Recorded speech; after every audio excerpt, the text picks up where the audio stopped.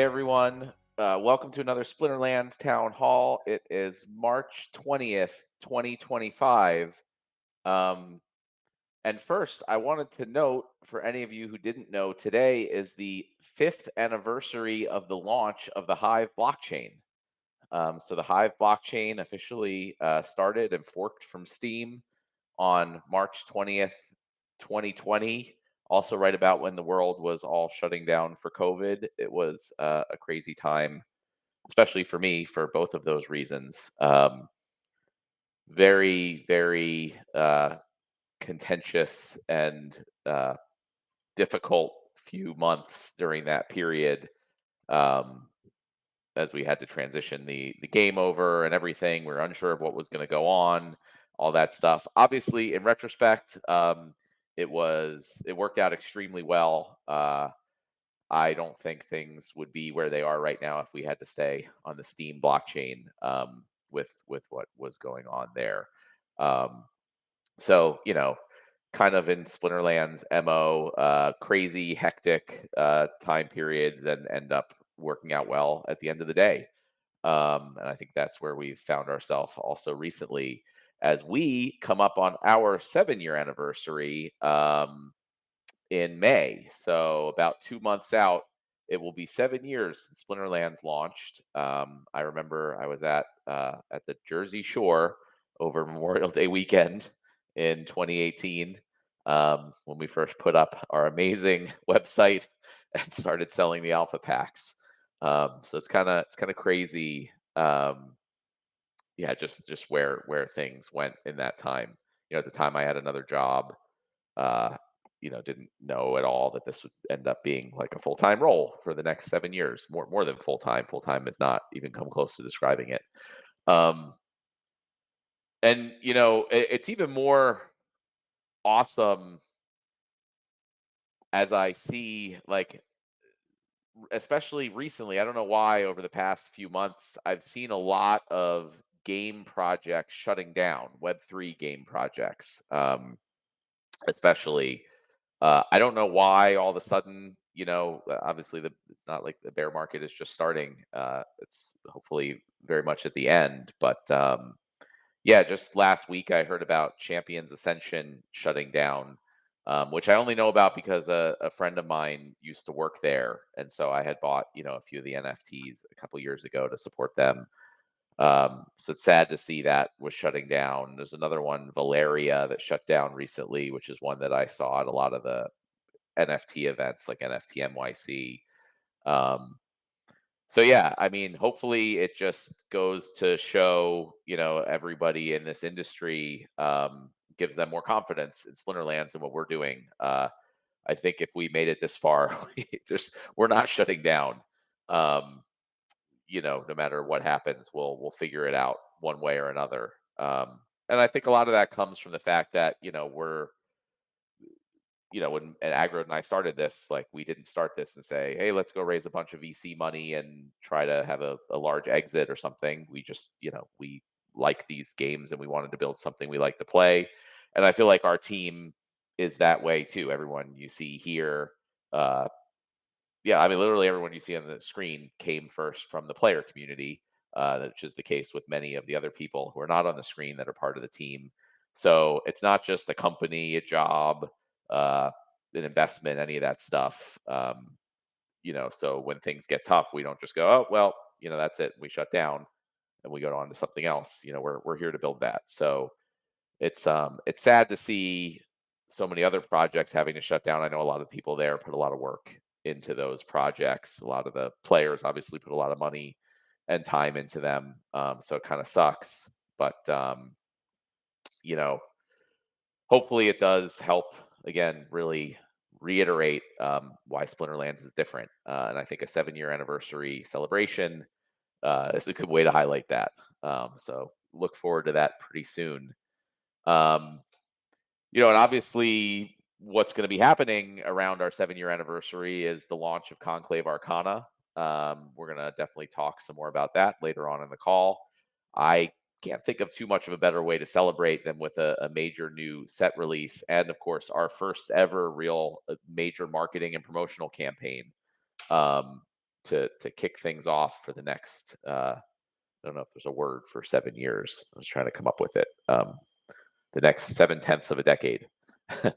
uh, but despite it being having done this for 7 years, I've never seen our team deliver like this, like what's been going on. Even when our team was much bigger, only a few years ago. It's really still surprising to me. I try like when we plan these things, I try to throw a lot of stuff out there and set the bar really high with like the understanding that we're probably not going to do all this stuff. Um, but might as well just like throw it out and see how much we can do, and whatever we don't get to, we push off and we get to it when we get to it. But the team's just been getting to everything. It's just like there's been like a number of we have weekly like planning calls and like status update calls, and I'll go on like fully expecting like, okay, what's the status of this? We can push it back if it's not ready yet. And like most of the times they're like, oh yeah, no, that's on QA, or we already did that. And I'm like very surprised. And it's not that the releases are like we're just like rushing crap out the door. I'm also still constantly surprised at how like stable and high quality all these releases are. I know I talk about that most town halls. I don't know if I'll ever be not surprised at that, but yeah, really, um, I've never seen the team here or anywhere deliver this much, this quickly, and this well. I mean, just in the past 2 months, the first thing we did, it was a smaller thing, but we completely reworked practice mode, which was a big deal. I think, like sort of minor thing that might not affect most of you guys here, but really going to be big for new players coming in who like to use practice mode, which didn't really work at all in the past, and now it's a very useful tool. Then validators went live, which, as I've mentioned, is probably the biggest undertaking we've done over the past 7 years, and just the amount like that needed to be done and work properly for that whole switchover to happen. Um, obviously, survival format was released. I'm a huge fan. I've seen a ton of positive energy and excitement around that. There was the leaderboard rework. This Tuesday, there was Land 1.75 and the new voucher card released. I mean, these are all these kind of major projects just in 2 months. And then over the next 2 months, we're planning to relaunch our mobile app. Uh, we're planning to launch the foundation set and campaign mode, for new player onboarding. Again, we'll talk about that more later. We're planning to launch Conclave Arcana pre-sale and full launch, which has a whole bunch of cool new stuff in it. It's not just a boring old new set release. This is going to be a pretty exciting one. And of course, we're going to be launching the marketing campaign. So yeah, it's just a ton of stuff, and like I feel like we would typically launch one, maybe two of those things in that time period, and we have like 10 uh here over a 4 month time period. So it's just kind of crazy. And fingers crossed that we keep going uh and it all works out, and hopefully can even improve. We can maybe even grow the team going forward as we get later in the year, and pick it up even more. So before we get into the details of all those different things, I have a bunch of notes on stuff I want to talk about. Obviously, we'll get to questions at the end as usual. I want to first, though, kick it over to Blaze himself, the master of marketing, to tell us what he's been working on. Hey, yeah. Thanks for having me. It's been super exciting. We've been putting in a lot of long hours, and everybody's really passionate about making this be the most successful launch we've ever had, and it's all lining up. To start things off, Kalen Gaines. I don't know if you guys have all picked up your copy, but what an amazing card. Yeah, in just 2 days, we've seen nearly 2 million vouchers burned. It's an incredible response from the community. Congrats for the team for putting this together, and it's just such a great card. You guys nailed it. And this is one of those items that was on the list that we were in one of those meetings, and we asked Bob about the voucher card, and he didn't look like he was going to be able to get to it, and the team stepped up and really helped make this card. There was a lot of people involved. So it was really great to see the team help Bob while he was busy building. So great teamwork. It worked out. Beautiful card. Hope you guys all enjoy it. Let's see. Marketing. We're starting to vamp up. We're making moves, increasing our visibility across the gaming space. Some examples: we're pursuing listings on CryptoSlam.io, the DApp list, and other platforms. We've already joined many spaces on X and will continue to do so. And we're already scheduled with multiple podcasts to amplify our reach and spread the good word all throughout the year. Things are moving along. We're ramping up with animations, environmental art, and motion graphics. We're cooking up some good stuff there, working with Nate and making sure that everything lines up, and it's going to be awesome for Conclave. Development is going strong and is shaping up to be the coolest set we've ever released by far. We've got brand new foils, insane abilities, and fresh mechanics. The set is going to open up endless strategic possibilities and a lot of good times. So hope you're all ready. There's a learning curve, but that's part of the fun. Discovering new combos, counterplays, and synergies like never before. How's the Discord? Is there a lot of activity in there?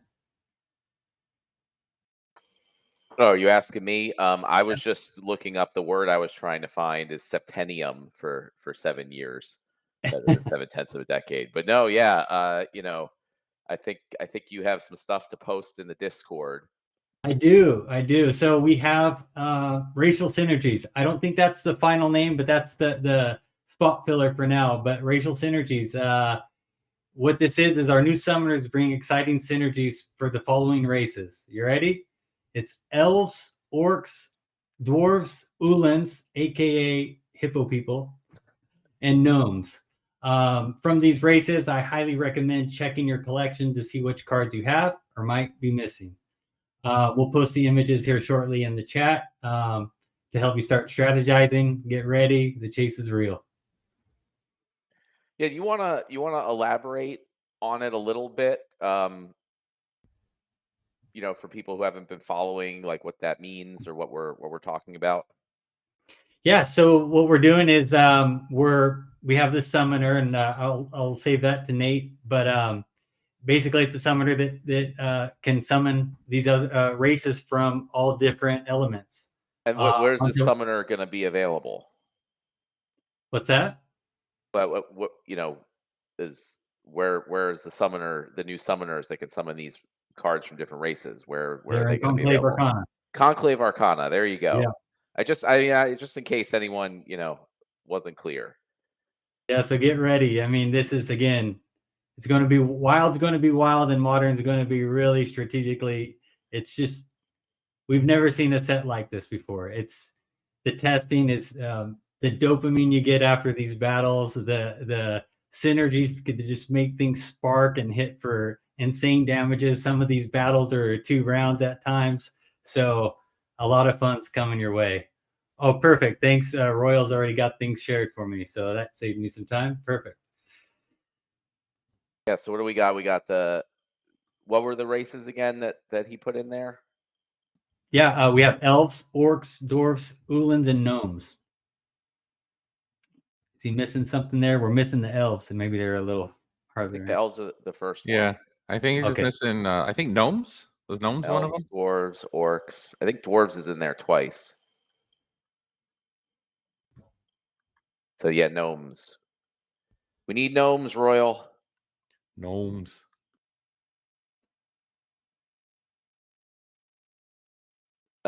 But yeah, so while we're getting the gnomes available for you, the reason we're showing all these cards, to be clear, is because they are going to have synergy with the new summoners in Conclave Arcana.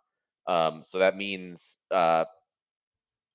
basically those cards will have additional utility when paired with the new Conclave Arcana summoners.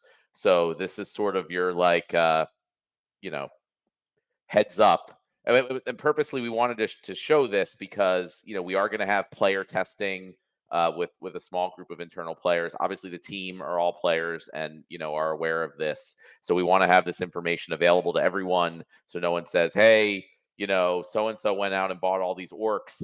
I didn't know." that these old orc cards were gonna be more valuable potentially now. So this is the heads up.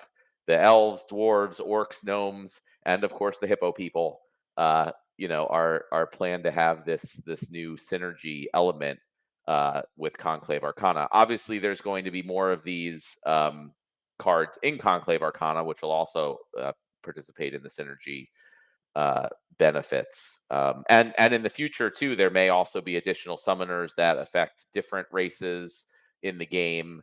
But now everyone is kind of on equal footing. At least everyone who's watching the town hall. That these cards in particular, um, you know, maybe a little more useful when CA comes out. I'm curious, since we're on the topic of race, maybe Joey or one of the testers know this, or Blaze. Jared Scar. Now he's an Ulan, but he's also a vampire. Like Joey, do you know what does he qualify as? Is he one of the coveted races we're supposed to look for? Yeah, he doesn't. He's not showing up on the list, but that'd be great if he can spawn on that list somehow. He's a vampire, which is why He's he's a vampire. under Gotcha. the Uland race. We had a discussion about this recently. Gee. These are the type of fun discussions we have. Whether Jared Scar is a dampire or a hippo person. It's typical work meeting stuff. Mm-hmm. Hey, real quick, I saw a question there in the Discord from Azercon, and he asked me about what's my fear. My fear is not having enough cards. That's about it, man. With survival mode, there's not going to be a worry about getting duplicates. So I'm looking forward to participating and getting as many cards. And also, again, with the foils, there's going to be some really special items in there that we're gonna be chasing. And I hope you're all ready for it, because it's something that we've never seen before in the game, and it's huge for collectors. So I'm excited for it. Cool. Well, appreciate the update and the heads up about those cards, Blaze. Anything else you want to share, or want us to jump over? Let's see what Yeah, do I'm we have. good. I lost my list here. All right, let's jump over now to Nate for the creative update. You ready, Nate?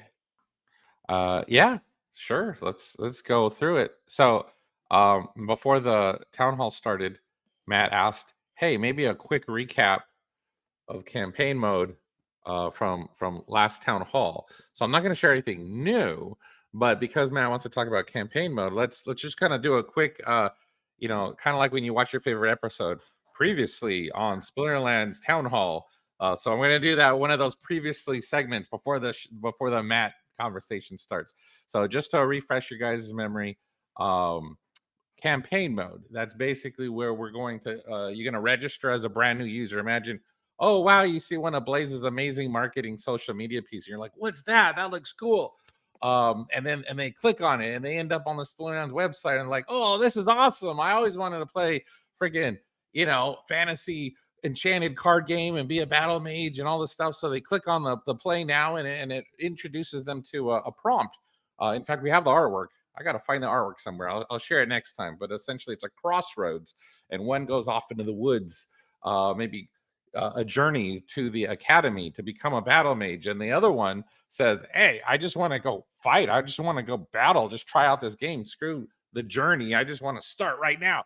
So if you're one of those guys, start right now. Then we're gonna try to add a little bit more meat to contextual tips. We continue to do so and try to make it as easy as possible to just jump right in and learn as you go. But for those people who are like, no, I want to take the journey, I want to understand this world I just entered, and who am I in this world, and what is this game about, then boom, now you got campaign mode. And it's been in my mind a long time coming. When Matt said, hey, let's do it, like, I've been waiting so long for this, and I don't know if the rest of you guys have either. But ultimately, we've all played so many games. If you're a gamer, we played so many games where you're a brand new player and you're starting for the first time, and you're immersed in the world to a certain degree because you just get dropped into this campaign mode. And then the PvP, the hardcore competitive ranked play or PvP mode, is over here when you're ready. It's like the deep end of the pool, the shark infested waters over there, and you're like, oh no, I'm not ready for that yet. So you stay in kind of campaign mode for a lot of these games, and as a result, you become more emotionally invested. You learn more about the strategies and tactics and fundamentals of gameplay, and ultimately, you're more likely to what we call it improves retention.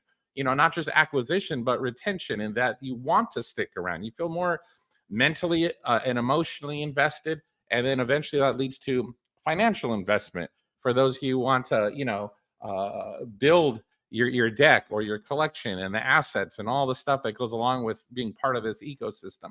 So I think campaign mode is a very critical piece or component of so many different games. And I am just ecstatic that it's now one of those building blocks that Splinterlands is going to put into their ecosystem. And I think it's going to do a lot for us, particularly since we're trying to get it launched at the same time as we're trying to, improve our marketing and our sales.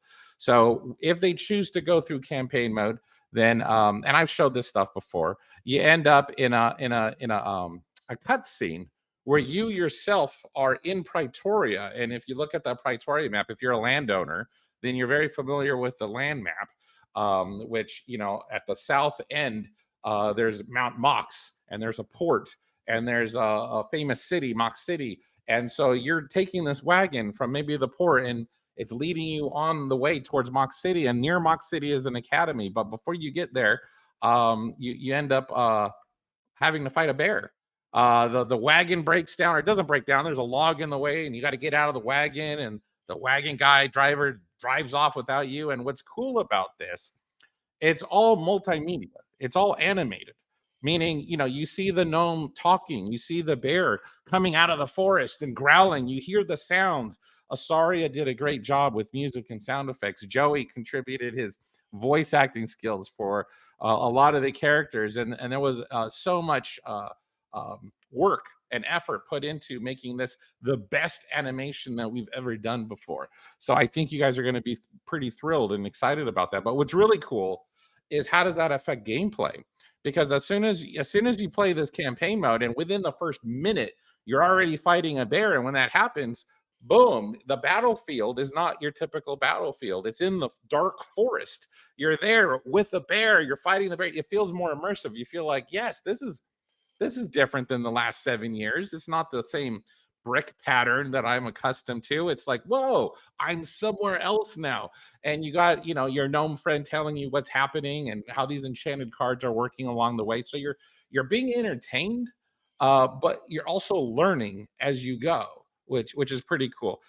Eventually you defeat the bear, and you and the gnome hike up to the battle academy. And again, more cutscene.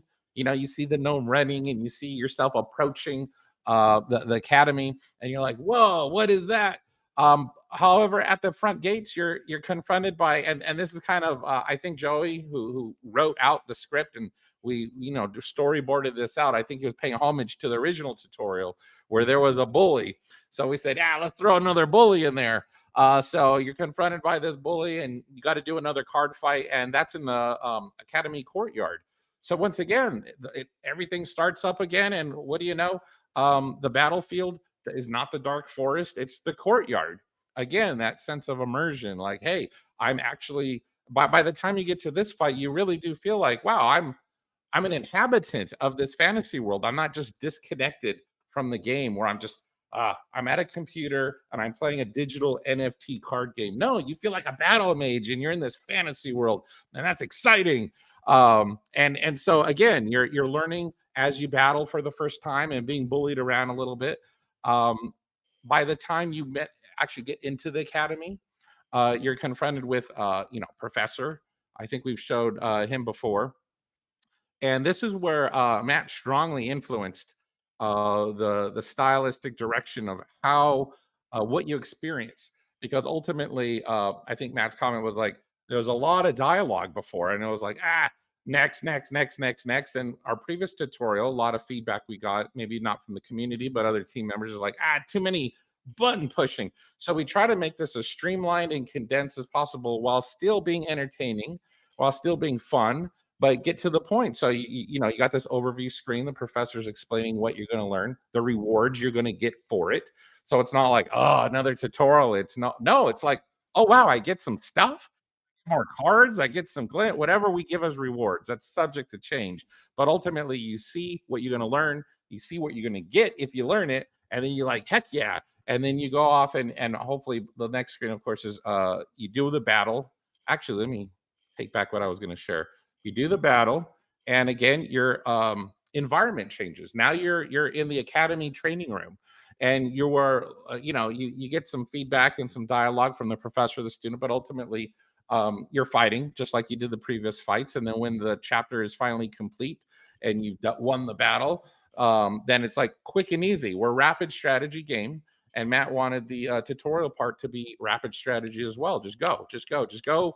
Play a battle, win, learn, go do it again, rinse and repeat until before you know it, you've been entertained, you're winning stuff along the way, you're combining some cards, you're having fun, and somehow you're learning at the same time. By the time you're done, about, you know, let me see, you're able to navigate this campaign mode through chapters. And so these chapters, you're kind of seeing your progress. And by the time you've done about a dozen of these quick, entertaining battles, you've won some foundation cards. You're starting to learn how to use them, combine them, and now, you know, you keep going with campaign mode. We plan on continuing not only more tutorial chapters, but also more entertainment specific chapters to really immerse you in the world even more, and are less about learning and more about like edge of your seat suspense and drama and all this stuff. But ultimately, you know, by the time you finish about a dozen of these chapters, you yeah, you feel like ready to, you feel confident in your investment. If you decide to go buy more card packs, if you decide to stick with foundation cards and just keep having fun and winning, or whatever it is you want to do, chances are you're going to be invested emotionally, mentally, hopefully financially, and you're going to feel good about it. You're going to feel confident about your decision. It won't be like, oh, a speculative shop page where like, I don't know, is this a rug pull? Like if I buy these cards, maybe some good will happen. No, it'll be like you want to buy them because it's fun. You're having fun. And that's, I think, what I'm most excited about for campaign mode is just how much fun we can make this game. So that's the campaign recap previously on last town hall. Before I pass the baton to my next team member, I might as well get into some other stuff that's new that you guys haven't seen before. So I'm gonna like look at my little list of stuff here. I guess one of the other things I'm excited about, which I think we touched upon previously, I think Matt, you touched on it, or Blaze, is the fact that we are working on the mobile app. And so Studkev, who I mean, I don't know how much you guys know about the mobile app, but Studkev, the developer who did the Hive Keychain browser extension and the Hive Keychain app, he's got our back. He's the one who's helping us develop the app so that to make it as seamless of an experience as possible. And for those of you who are familiar with Web3 games or not, you'll find that sometimes Web3 can be very a lot of UX friction. You know, I think that most Web3 projects in the space are still trying to solve the UX problem of the complexity of wallets and blockchains and how to approve the transactions and do this and do that.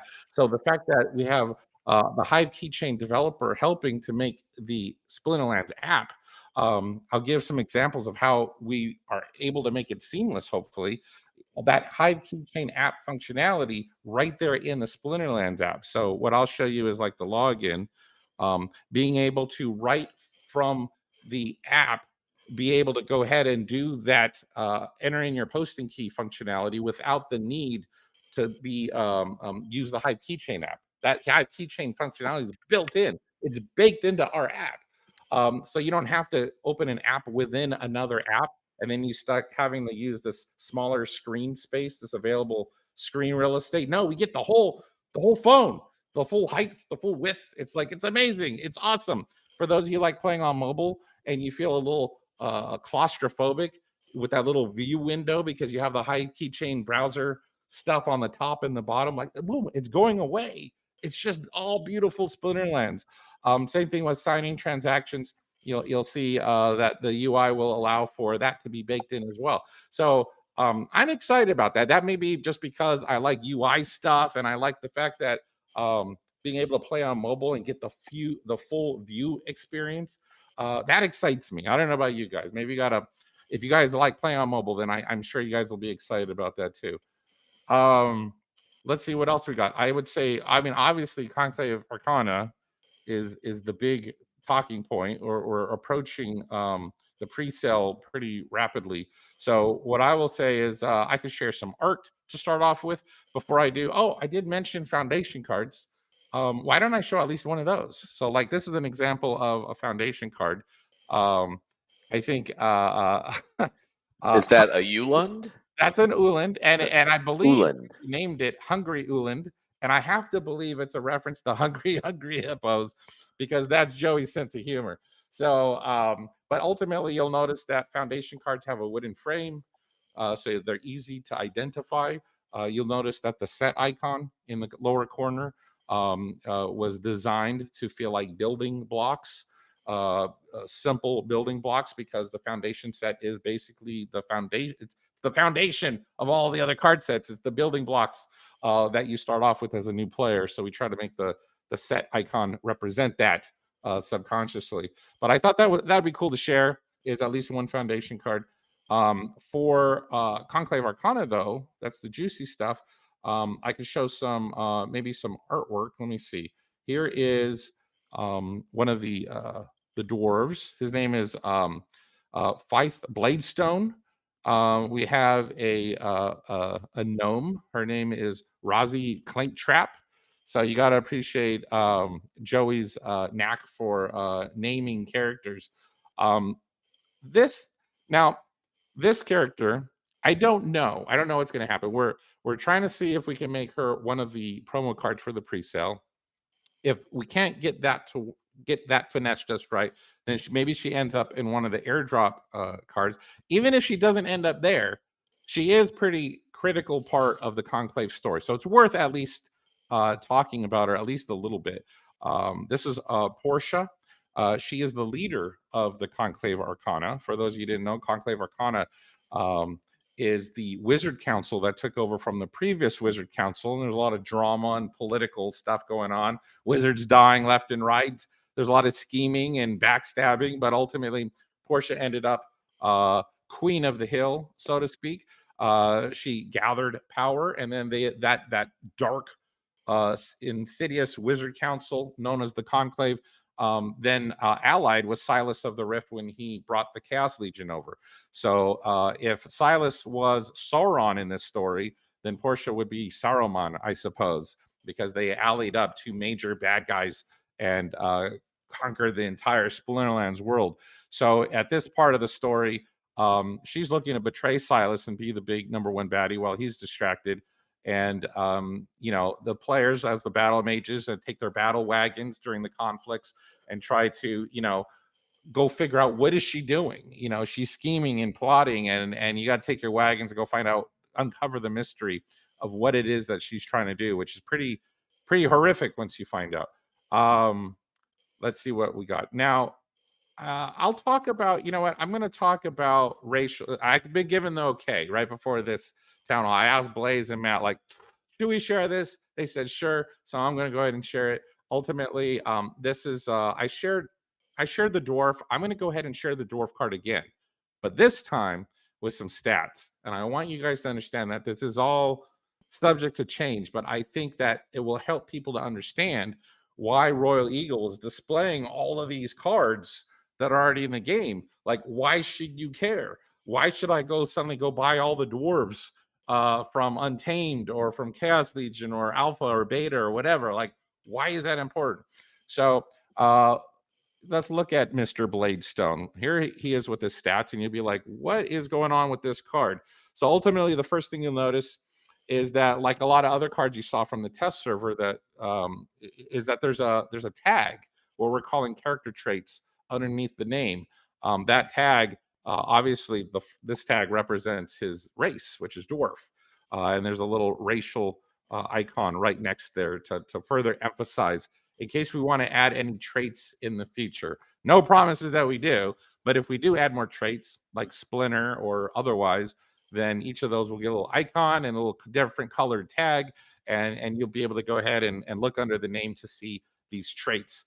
For purposes of Conclave, the racial trait dwarf does make a difference, because if you look further down below, you'll notice, that's weird. I get the +1 armor. I've seen that before, but then you see these two abilities that apparently are linked.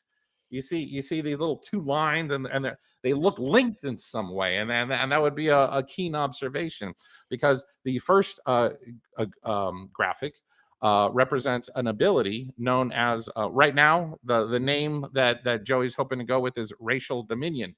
Racial Dominion basically means that this dwarf is capable during the team building stage of calling upon every dwarf in the game. So every dwarf in the game, regardless of element. So even though he's fire, if there's a water dwarf or an earth dwarf or a freaking, death dwarf or whatever element they belong to, they're going to come calling. And so when you click him and then you go to the next stage to choose your units for your team, you're not just going to see fire units. You're going to see all the dwarves. If you're in wild, it's quite a substantial amount of dwarves, right? So you're going to see all the dwarves. And then on top of being able to access all those dwarves, you see the ability that's linked to Racial Dominion. This says Void Armor. That basically means that every dwarf that's come to rally to Mr. Bladestone, Fife Bladestone, they are going to be endowed with Void Armor. So dwarves are known to carry a lot of armor and shields and whatnot. So don't be surprised if this ends up being a pretty critical meta to gameplay. And you can imagine that, you have a whole team of dwarves, and this guy is not only, calling water dwarves and earth dwarves and death dwarves and life dwarves, but now they all have void armor. That's huge. That's like, Rebellion introduced tactics. This represents racial synergies, and if you're thinking about this, then it's dawning on you, whoa, this is a pretty big deal. We haven't even talked about what the other racial synergies are for elves or orcs or whatnot. But I think the testers and Call Me Tim and everyone involved did a great job in trying to match the race with what kind of synergy makes sense for that race. So I think that's pretty cool.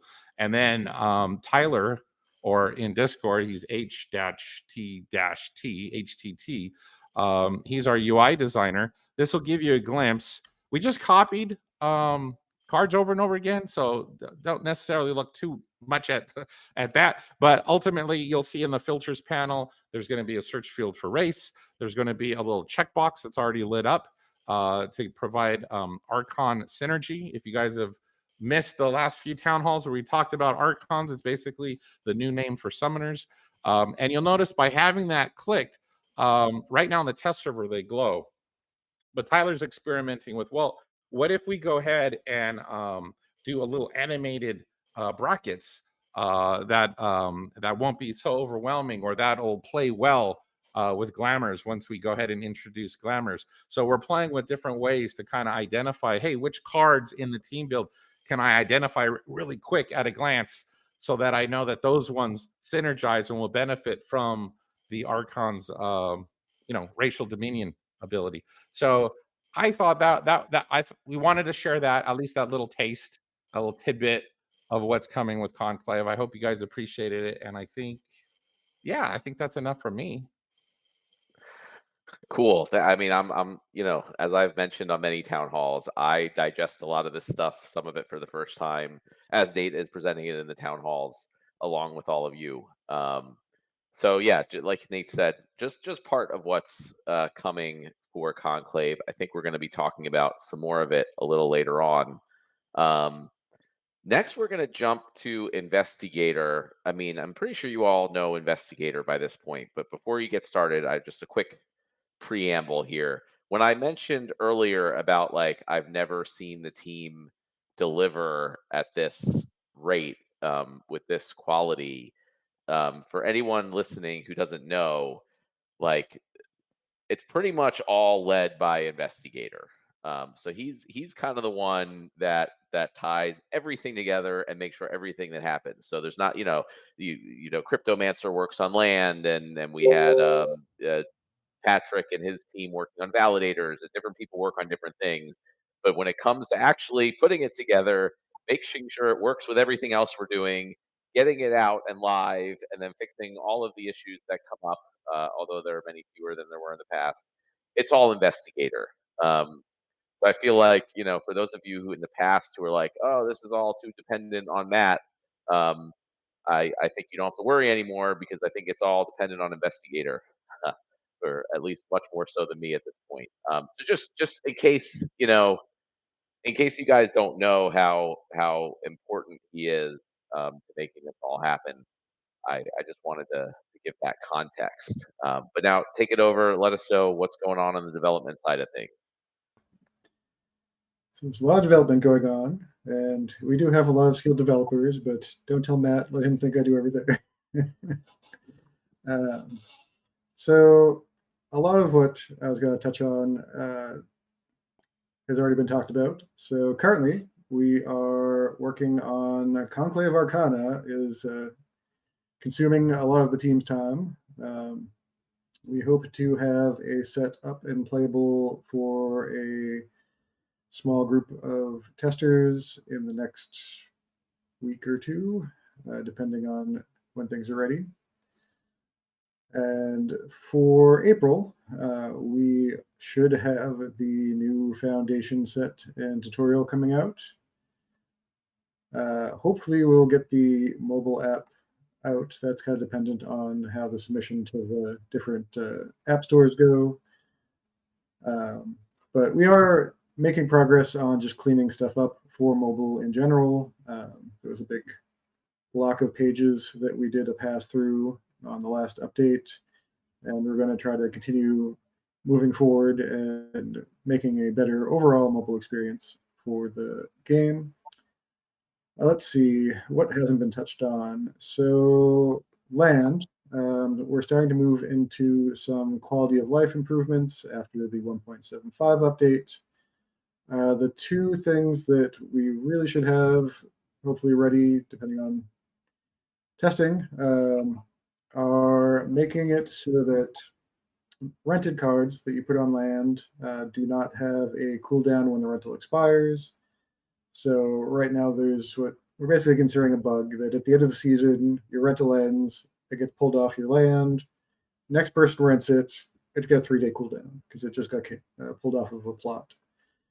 So we're going to try to remove that 3-day cooldown for rented cards. So if you rent a card, you can put it on land. We're also looking at doing that for just Rooney across the board, making a perk for Rooney that you can just move them without a cooldown. And anyone that's been looking at the Rooney market lately, there's not a lot of those left available for sale. So I think that land 1.75 has been pretty well received. We also have a lot of UI ideas for trying to improve it. Hopefully, we will make the experience a little bit better for large landholders and small landholders combined. Though, outside of land, we should be doing some things that I thought we were going to announce, but I guess we won't yet.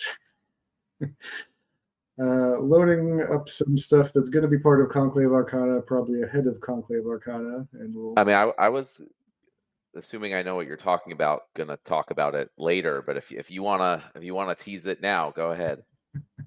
I think that could be the tease for it, but people might have noticed that there's some new fields added to APIs. Maybe some of our third-party developers or people that do coding around the game. So we are starting to load up some new interesting functionality that will be part of the Conclave Arcana release that Matt will talk about in more detail.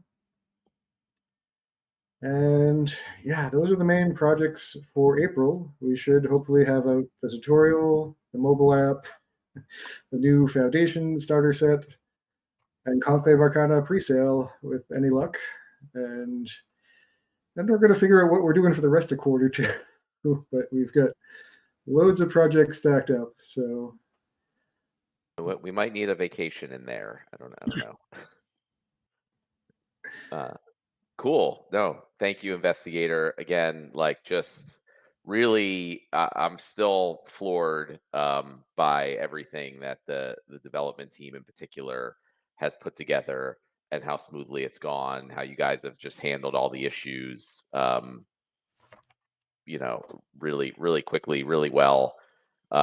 It's just amazing. And as I said earlier, for those of you who didn't hear or don't know, like investigator, he's the guy, he's not doing everything. Like you said, that we have a lot of good developers working on a lot of different things, but he kind of puts it all together and makes sure it all is out and working, and is the kind of the one on the front lines for dealing with any problems that come up, which is, I can tell you, one of the most difficult parts of this entire thing. Um, I have PTSD from it myself. Um, but thankfully, the team is doing a really good job, so the issues are much, much, much less than they used to be. Um, so, last but not least, we have a newer face on the town hall. I'm sure most of you have seen the announcement earlier in the month that Dave McCoy is now part of the Splinterlands team. He's come on as the chief operating officer. Um, I am incredibly thankful, probably more so than anyone else, to have Dave McCoy on here to help take care of all the various stuff that is involved with running a business that I neither have experience or desire to deal with, but I ended up spending most of my life dealing with. So Dave has much more experience than me with these things. Also, it's not like bringing in someone new who has no idea about our game and our product. Dave probably knows more about it than most of the people on the team do. He's been here since day one. Day one. So without further ado, here's Dave McCoy. Take it away. Thank you, Matt. First, I'd like to say I'm really thrilled to be here. Um, I've been here for 7 years. I've had a lot of different opportunities in my life, which included managing business on Wall Street, to owning a radio station, to be a consultant in a winery. So I've done a lot of different projects over time, and this is the one that excites me the most. I believe that the tools is how I view what the team has built over 7 years. I remember when we first started, we bought packs and we got these cards and they had no stats. We didn't have a game. We didn't know what a sneak was, what a snipe was. Aggie used to say they were little squishy guys in the back, and for a lot of the people that are still here to this day, people like Jillian Pierce and Crypt Keeper and Royal Eagle and, a bunch of the guys were back then. I mean, we didn't have any idea what to expect. And when you look at what's happened in 7 years and you look at the depth of our game, the depth of our technology, the quality of the people, what we've been through on the negative side, in other words, sometimes what doesn't kill you makes you stronger, and you look and say, our token went down, from incredibly, it like massively ran, and then we turned around and went way down, and we stood there and we handled it. So, as far as I'm concerned, I look at it and I say, we've got all the tools. We've got an incredible community. We've got people that care. Almost everybody's a player. Almost everybody wants to see it succeed. People have taken pay cuts. And then I say, there's some missing pieces that we can fix and then become more efficient and, basically build on our strengths and, fine tune the weaknesses. In other words, deal with whatever friction, comes. So I'm super excited about the opportunity. It wasn't about the money for me. It's about succeeding. I really think that we should succeed. And the funny thing is, I don't look, like people are like, oh, can SPS go to a nickel or a dime or whatever? And, my position is we do it right. I mean, we'll hit new heights that nobody's ever seen in this space. I mean, I don't think anybody's ahead of us.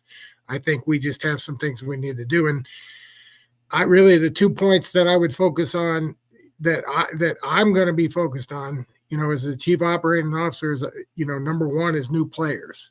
Like, if we're not getting new players, then I'm not doing my job right. In other words, I will continually point not only the community but the team and every project to making sure that those metrics go up. We have to have new players, and with that, like, if you don't have new players, eventually you're going to die as a business. I think everybody can see that. But having said that, once you do get new players, now all of a sudden it turns everything around. And the best way that I use to explain it is in the market. There's a lot of psychological things that happen in the market. So 40 years of following that, you learn what to look for, what's important, how to kind of distill, the emotion, in aggregate, right? And I boil it down pretty simply that, and I want to talk about this a lot so that you guys all understand. Right now, I believe that we're all of us here, the people listening to the conference, or the town hall, the people that are here every day playing the game and believing that SPS is going to go up and that our assets are going to go up, have hope, right? And hope is good. Hope means that we see the opportunity and we hope that, something good comes out of it, right? Like, we haven't given up, right? Like, the people that gave up are gone, right? So the people that are here have hope. They see the opportunity. They see that it can happen. The difference is they don't know it's going to happen yet. They don't have the confidence that it's going to happen. So the difference between hope and confidence is literally execution. In other words, when we start executing, when we start having people that are coming in and playing the game and our retention rates are up, and people see, like, all right, we brought in whatever, 500, 1,000, 2,000, 5,000, whatever the number is. Once you bring it in and once you see that these people are having fun and sticking, now all of a sudden you can extrapolate that in the future. So there is nothing that we need other than to execute, as far as I'm concerned, because execution will turn hope into confidence. And then now all of a sudden, we're higher than we've ever been, and for the people that were here in 2021 and 2022, that's a big deal. So that's my main point. I mean, I could probably take up 5 of these town halls if you let me, Matt. So I'm just going to turn it back over to you, and I'm happy to answer any questions anybody has. But I love this community. I love the people that were here, and I really have a lot of confidence that we're going to do great. One other thing I'll say about the set, this is going to blow people's mind, in my opinion. And there was some of the things that we're doing in the set, from the playability aspect to the collectability aspect. We are going after more than we've ever done before. So I think you're going to be pretty happy with what you see soon. So, all right, I'm done, Matt.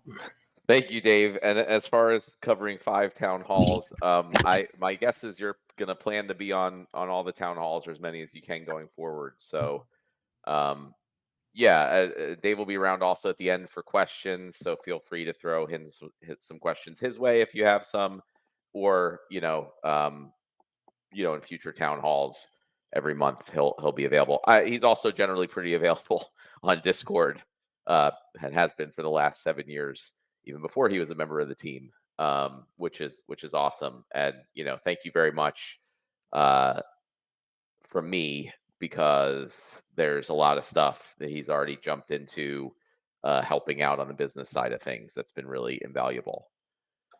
All right, I am gonna take some time. I wanted to talk about 3 things: the foundation set and the campaign mode stuff that we talked about. I want to talk about Conclave Arcana a little bit more. I want to talk about land. Obviously, very big week for land, but still a lot to do. And then we're going to go into the Q&A. As always, I try to make this end, within 2 hours. But if we need to go longer, we'll go longer. But I'll see what I can do here. Yeah. So first with the foundation set and campaign mode. I mean, I feel like from the player standpoint, for most of us listening, it's not as exciting. And for myself, like I'm super excited about survival mode, having fun with that. Super excited about land, still trying to wrap my head around what's going on with that and what to do with all my plots and things.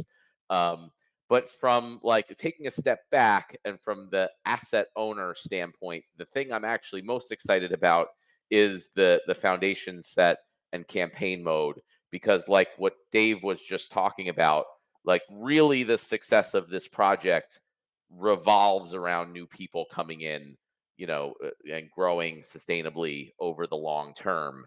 Um, and things like survival mode and land, they don't do that. They're great for once people come in and they're in here for a while and they get really into it, then they branch out into these other things, and that's when they become our, hopefully, uh crazy fans like all of you guys. But one thing that we've been really lagging on and behind on all this time is the onboarding experience. And I never, until very recently, felt like we had a good solution for that, which always bothered me. It was like, okay, well, we're gonna just add a new, better tutorial. I was like, well, I don't know. And there was, talks about just this like, academy thing where you could just go look and have all this information about all these topics. But we have been adding the academy stuff on all the different screens that we can, and that's helpful, but it's not like a good onboarding experience being like, here's a library, go look up everything, and just here's another tutorial that you're just going to click skip through a bunch more. So that's where campaign mode came out of, and the foundation set together. And the idea of campaign mode is it just allows people to learn while just playing the game. So I know a lot of people are still using the term like tutorial, as like the campaign mode is going to be the new tutorial. In concept it will, but I look at it as that's going to be the game. It's going to be a new mode of the game. There's going to be um, there's modern, wild, survival, there's land, there's tournaments, there's guilds, and there's going to also be campaign mode, right? It's a new mode for the game. It's going to be for everyone. There's going to be stuff for all players of all levels. So it's not just like some one-off thing that we're trying to do for onboarding or whatever. It's just going to be a new PvE game mode, something that people have been talking about or requesting or wanting forever. Um, and but we can also use it as the onboarding mechanism, right? So you come in and you just play the game, right? You play campaign mode. That's just the first part of the game that you play and are exposed to. It's not we purposely are not making it feel like a tutorial as much as we can, that you just skip through. It's like, this is the game. You are playing. You are doing battles. You may lose some of the battles and have to try again. And it's focused on introducing one thing at a time, in little bits, so you're not overwhelmed, and you play the game and you learn as you play. And then the foundation set, um, it kind of goes with that, because the whole idea is that, we want to get rid of this whole like starter or ghost card concept that we have, which I always thought was weird. Um, and just make it a more typical experience where you come in and you play, and as complete the chapters in your campaign, you earn more cards, which allow you to try new strategies, learn new things, even level up the cards, learn about combining and all that stuff. Just like most traditional games, you'll be earning more stuff as you go. You'll be getting better. You'll be able to fight harder battles and harder opponents, in the campaign mode, um, and feel like you're progressing and improving as you go. Um, and then that will mean when players are ready to branch out into the other modes of the game, whether it's modern or joining a guild or whatever it is, they should be ready. Not only like they know what they're doing, because they played many battles and learned a lot of the concepts, um, but they'll actually have a decent collection of cards. They might have like somewhat leveled up foundation set cards ready to go. So they might even be able to stomp on you know um, players who only have level 1 cards, or a limited collection of level 1 cards from the main sets. If we have newer players that came in, but they earned lots of the foundation set cards, they'll have like a much better experience as they branch out into these other areas of the game. And then we just want to keep building on campaign mode. So not only this like new onboarding campaign for new players, which will also be available to everybody if our existing players are interested in trying it out. That's no problem. But then we're going to add more campaigns. It's just going to be a new mode for the game. We're going to add more content. It's where we intend to finally, hopefully, add boss fights that we've been talking about for almost 7 years now. And it'll just be a fun PvE game mode for everybody with different skill levels or different difficulty levels. I mean, for different players, different types of rewards.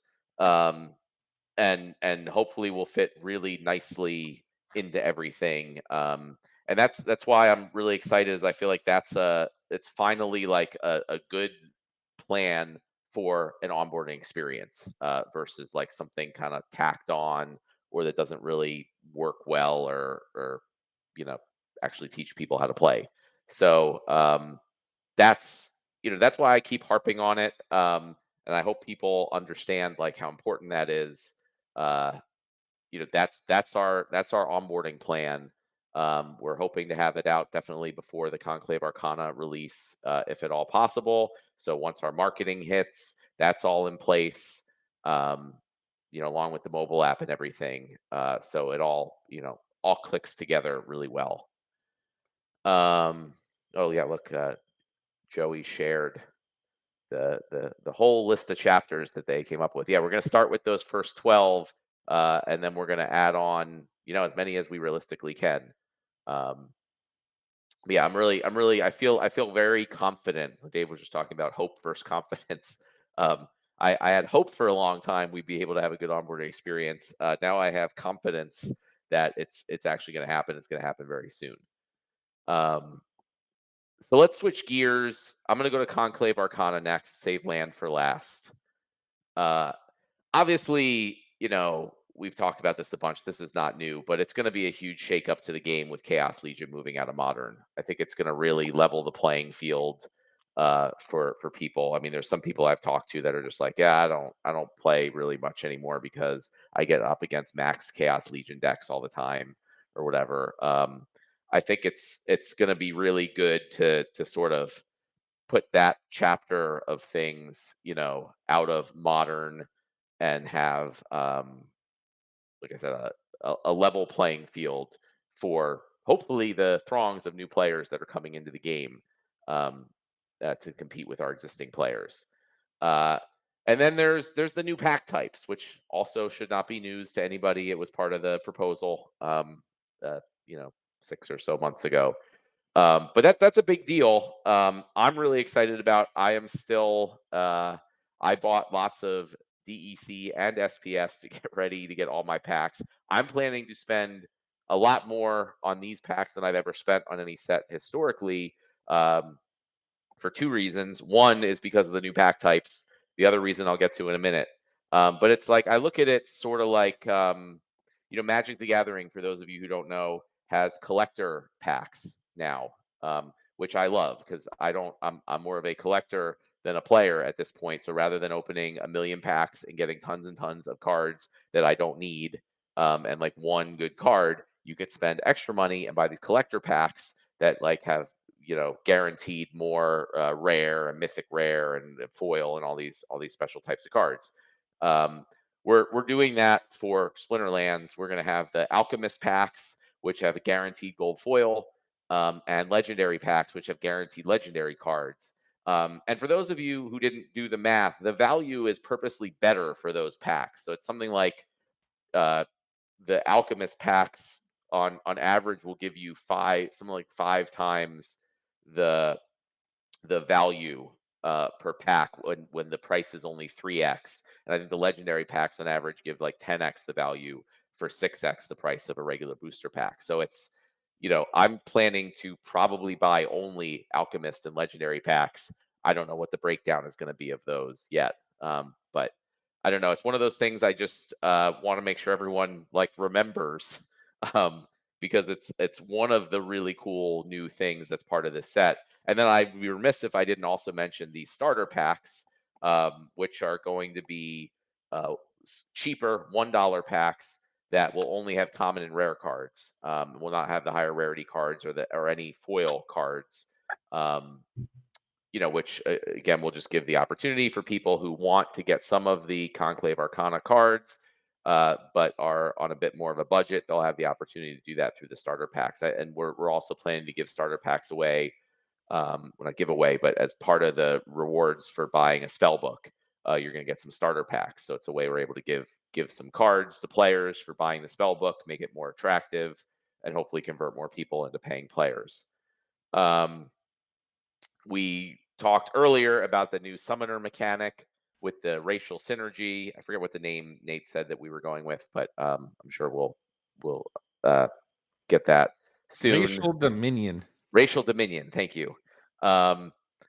So yeah, also that's also really cool because it ties in with a number of the older cards, not just the new cards, and hopefully we'll add a really cool new element to the game. But then the one thing that Investigator alluded to, for those of you who I didn't think about this. This is one of those things I talked about earlier, where like sometimes we're on these weekly update calls, and I'm like, "What's the status of this?" And the Investigator's like, "Oh, we actually pushed out some of it last week." Like, okay, it sounds like it's going well. So one of those things was that for those of you who don't know, in our database and with the card data, there's a field called gold, which is true or false. Is it gold foil? Is it not a gold foil? We have replaced that or added a new field that is going to replace that field that is called foil, which supports more values. And that change in the background has already gone out. So that's why Investigator was saying some of our developers might have seen it. And for those of you who haven't figured out what that means, it means we are planning to add more foils with Conclave Arcana. I am not going to go into the details of what those foils are, what they look like. Blaze is coming up with all sorts of plans for how we're going to announce those things. But we are, one of the big focuses with Conclave Arcana is not just the gameplay, but is on the collector aspect of it. So there are going to be some extremely rare cards that you will be able to get, even more rare than the gold foil legendaries by a long shot, as part of Conclave Arcana. And I think it'll be a real field day for collectors like myself. And it'll hopefully also lead to some really, really high card prices that will be also, themselves good marketing for us. A lot of, hopefully people sharing when they pull one of these new things on social media that we can make a big fuss about. So it all helps also tie into our marketing plans. But that's what you guys can look forward to, in addition to everything else, is new card foils starting with Conclave Arcana. I'm gonna segue to land, and a good segue is we also plan to have land tie-ins associated with these new foils, as well as potentially other things. So again, it's like everything kind of coming together. So if you want potentially higher chances of receiving some of these extremely rare new foil cards, having land plots is going to be helpful. So that being said, Land 1.75 launched on Tuesday. It was a major upgrade for anyone who has a significant amount of land plots. It's been kind of crazy figuring out how to readjust and put everything on them. We had a call about this earlier today. We definitely need to work on better tooling for bulk land management. I don't know if Jarvie and the Peak Monsters guys are listening, but I'm probably going to reach out to you as I have a few ideas, and always appreciate the help that Peak Monsters and other third-party sites can provide for tooling for that. But generally, it's really exciting to me to see the land moving forward, as always. Cryptomancer, I think, has a really good handle on everything, and my hope is that the new changes in the future are going to start coming out more and more quickly, as this change had him have to come in from scratch and kind of learn all this and ramp up, and now we're past all that. Um, and so, I'll mention one of the things we are planning and hoping to change is how the production and harvesting works. I feel like it's a little weird how it works right now, where, when you go to harvest, then you have to pay all the resources that were required to do that. Which has made also the upgrade process to 1.75 a little bit difficult. I'd like to change it so that you have to put in the input resources first. Like you start production on a plot. You say, I want to provide this much grain or iron or whatever it is. You put it up front, and then that allows the plot to produce for a specified amount of time. So you're never in a position where you can't harvest. That's just sort of strange to me. Um, so that's one thing we're going to look at doing, just to make everything a lot more simple going forward and make management more simple.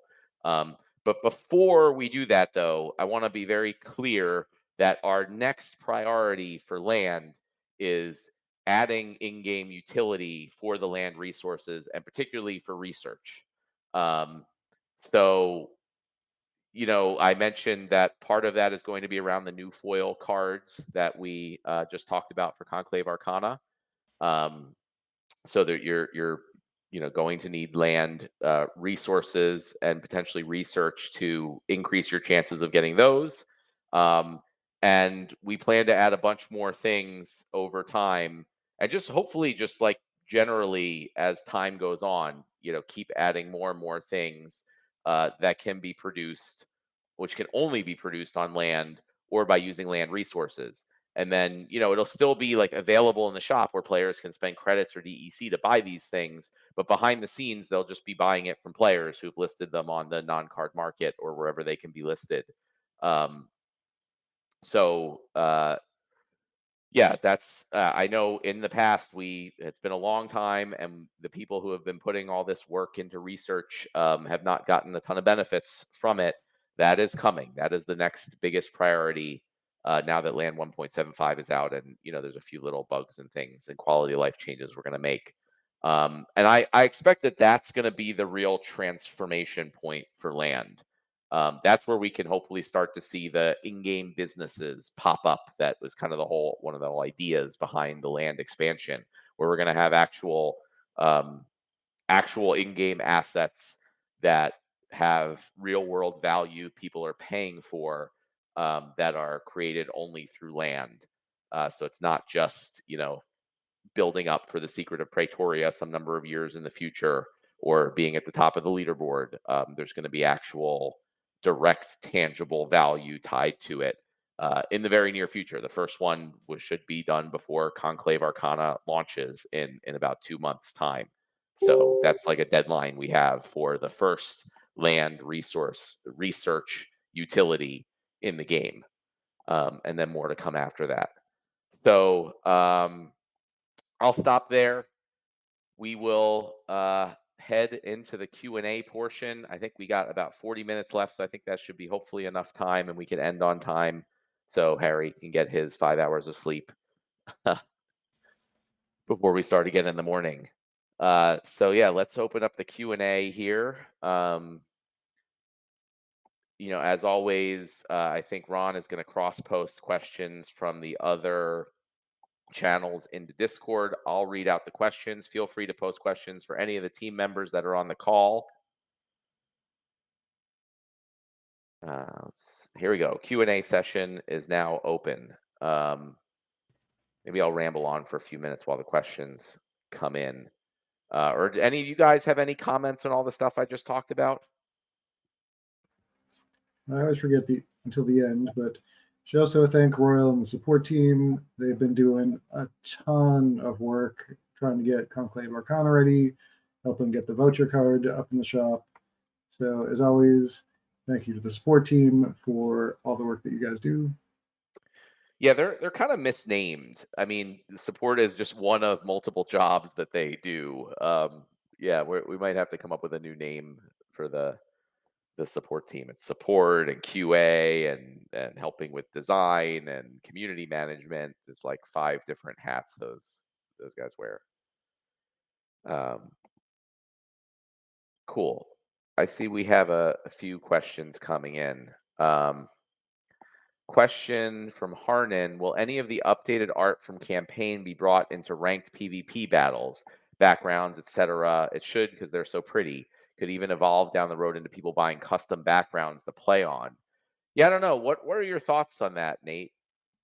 Oh, you don't want to hear my What are thoughts. your abbreviated thoughts on that, Nate? Okay, abbreviated thoughts is that creative is chomping at the bit. I don't know when it's going to happen. When Matt and Dave and the rest of the team, after we get past all these major projects, we're probably going to bring out and blow the dust off a spreadsheet and say, okay, what are we doing now? What's the next big project coming up? And then we'll all look at that and give our best champion, our favorites, but hopefully a slightly lower lift, technically speaking, to a certain extent, because creative has great ambitions for this. But starting off, we did like the idea of each season being hosted by a particular arena in a particular territory. For those of you who work land, there's like 7 territories in Pretoria.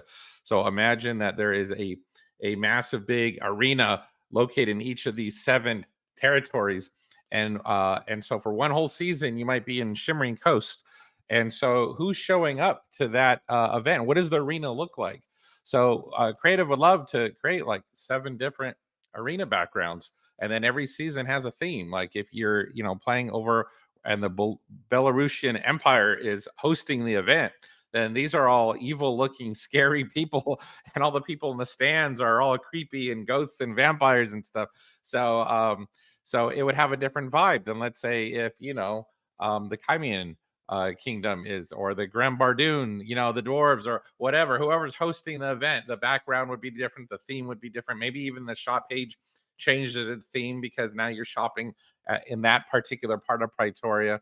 So no, the creative has lots of ideas of what we'd like to do, and all of it kind of revolves around making the gameplay feel immersive and breaking up the monotony, so that every season you're not looking at the same backgrounds that you did the previous season. So we'll see where it ends up on the priority list and whatnot. But that is something we'd like to do.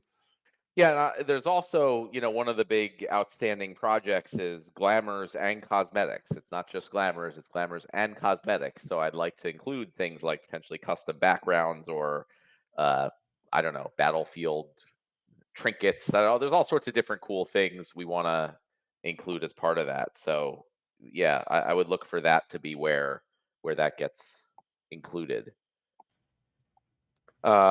Question from Garut: when can we unbound guild cards?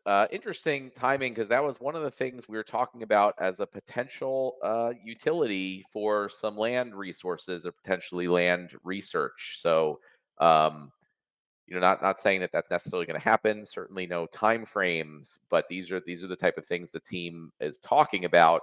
And one of the things we also are going to look to get player feedback on, like what type of things do you guys want to see in the game, and those are types of things we can look at. Okay, well, there's opportunities to give value to land resources or potentially other things in the game. So good question.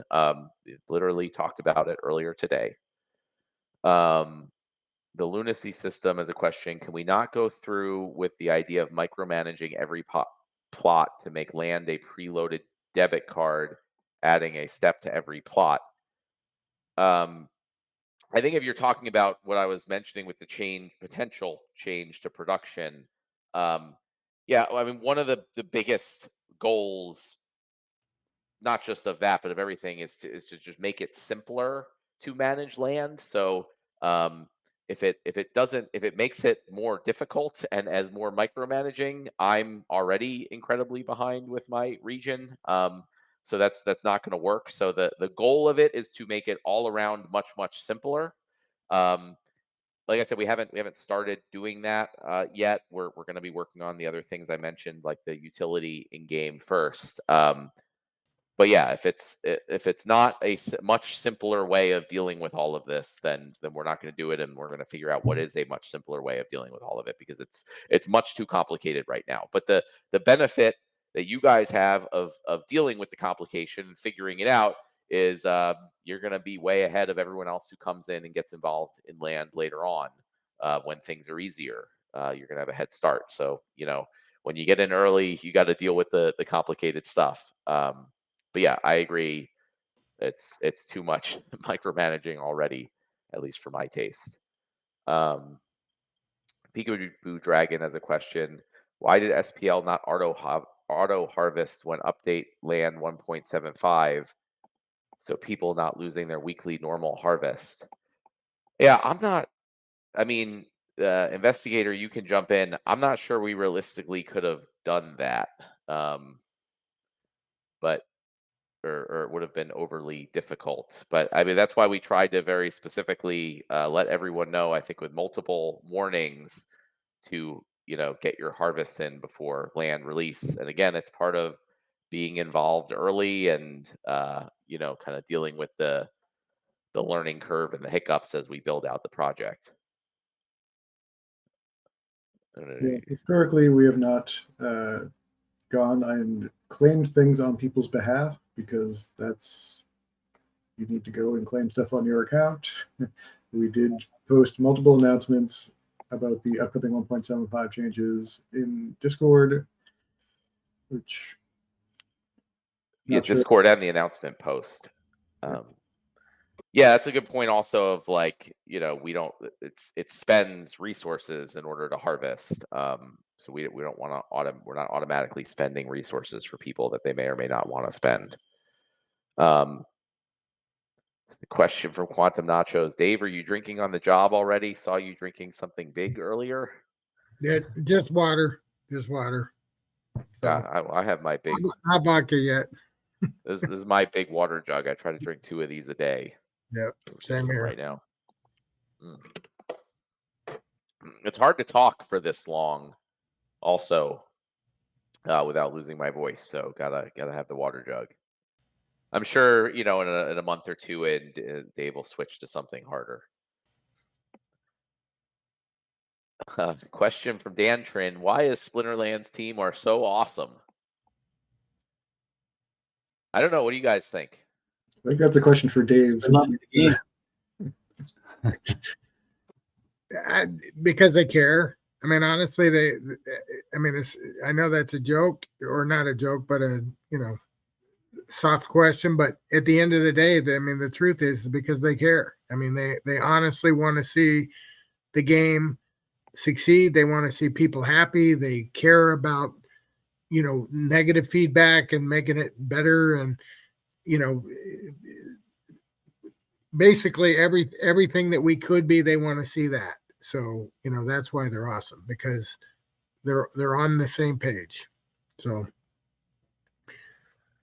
yeah, I mean, I agree. I mean, I think it all comes down to the difference between this and like other companies. Like typically, and I think it's also I talked about earlier about a lot of these Web3 games shutting down.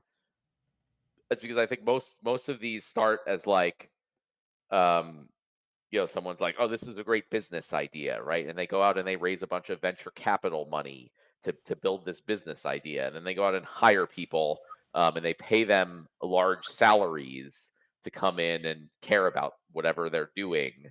But ultimately, the goal is really just to create a large business that then can have an exit, right? So when that doesn't work out, it's like, okay, close up shop. And the people are there because it's a job that pays really well, among other options that they might have. And yeah, sure, most of them are probably gamers and they like this stuff and they prefer it to working in accounting or what have you. But I think that to me is the whole difference. Whereas this team is not that. I when we started this was just had no real intention of making a business. Sometimes I regret ever making a business out of it, but it was just to make a game. We didn't go out and get a bunch of venture capital money that's all just looking for an exit. um, and then pretty much everybody on the team, they weren't just out in the market looking for whatever job was the best paying or whatever. They were players of Splinterlands for the most part, and then we're just like, well, we want to help contribute to this. So it's a very different company. It's a very different environment. It's a very different everything from every place that I've worked, which includes other game companies. Um, and I 100% never go back to just working for a regular business.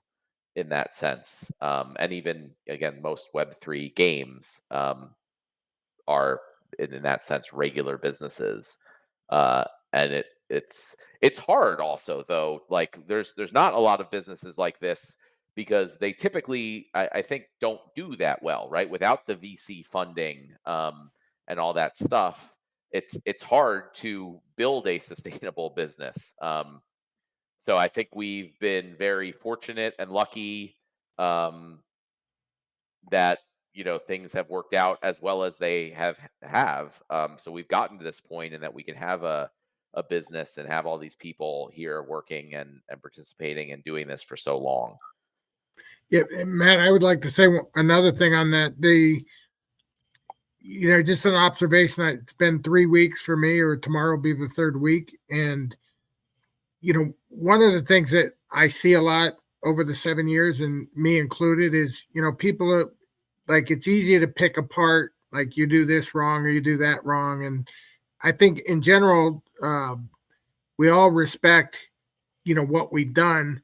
And when there's like criticism, like it could have been done a better way or whatever the case may be, the one thing I would point out that I've discovered over the 3 weeks that I've been working, a lot of times when people, you know, like to explain that they care, they fight over things, right? Like one guy wants to do it one way, another guy wants to do it another way.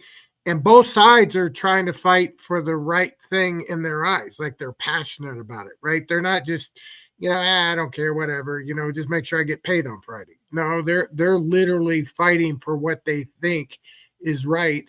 And, in any business, there's always going to be, multiple things that can be done. And, I just want to, and my point is, like, even if, all decisions haven't come down the way everybody would want on any particular decision, I mean, I'm confident that they spend the time and the energy and the heart, to do their best, which is really all we can expect. So as far as I'm concerned, like I said, I'm super excited about what we're going to do going forward. Yeah, yeah, I agree 100%. Thanks, Dave.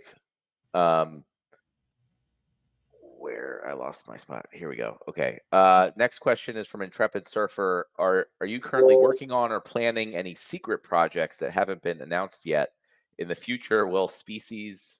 I guess there's two questions. Let's start the first question about planning secret projects. Other than the secret of Pretoria, which I wore my shirt specifically for this occasion, we're not not planning any secret projects. Obviously, we have lots of ideas and things that are sort of in the very early ideation or planning phase that we're not going to talk about because they're way too early to talk about. We don't even know if we're going to do them. Um, but if we get to a point where we're definitely doing them and we have more details, we're planning to share them and not make them secret. That hopefully answers that part of the question. And then in the future, will the species have specific functions or roles tied to land that they inhabit? That's a cool idea. I don't know. I don't think that's something we've talked about much.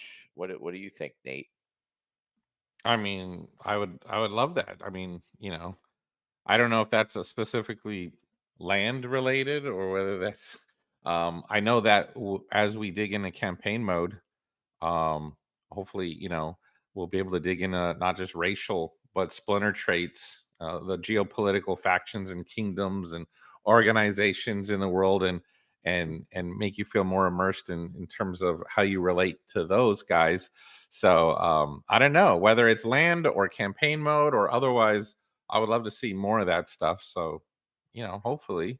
Yeah, we'll see. Maybe, I mean, obviously we have the different elements have different bonuses and penalties on different land types, but maybe as we get further towards land 2.0 and we have different buildings, maybe dwarves could get bonuses working in forges or something like that. Yeah, that's an interesting. Obviously, when we were designing this land stuff initially, we didn't have the races or the species in the game. We weren't even really thinking about it, but that's definitely something that now that we will have it, I don't see why we wouldn't take into consideration.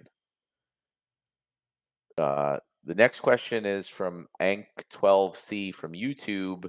Will the new set have mint numbers?